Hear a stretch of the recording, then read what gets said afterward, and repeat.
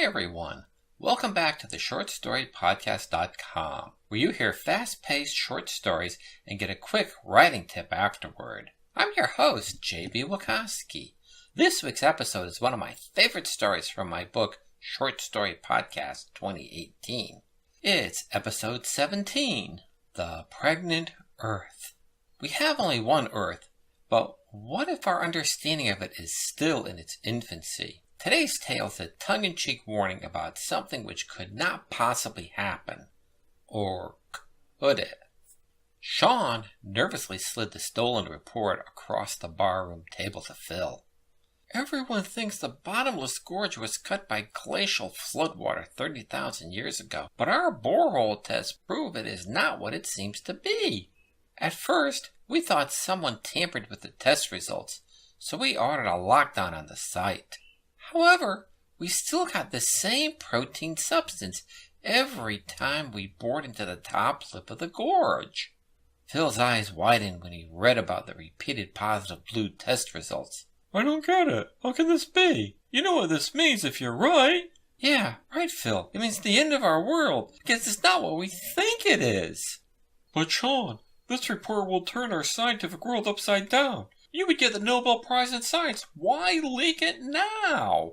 Because the military's trying to bury that we have less than 9 months to live. Look, you're the press. Get the last Pulitzer. Break the story to the public. Warn everyone. We can't stop it. They have a right to know.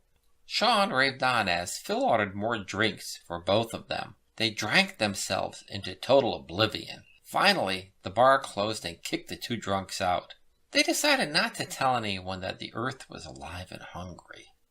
2 days later, the first video went viral of a giant tongue snapping out of the gorge, tens of thousands of feet into the air, pulling a jetliner down to feed the pregnant earth. The end for all of us. Today's quick writing tip.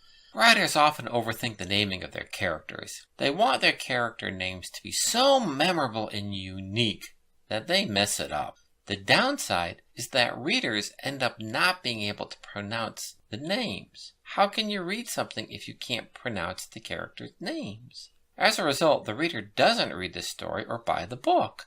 I have even found some authors who misspelled a complex character's name more than once in the first few pages. So before you publish your short story or book, have your beta readers give you feedback on how difficult it is to pronounce your characters' names. I hope this quick writing tip helps you. Okay, that's a wrap. Thank you for listening to this episode of the shortstorypodcast.com. So you don't mess up on an episode, please take a moment to subscribe to the show and leave a nice review. Thank you for listening and have a great day.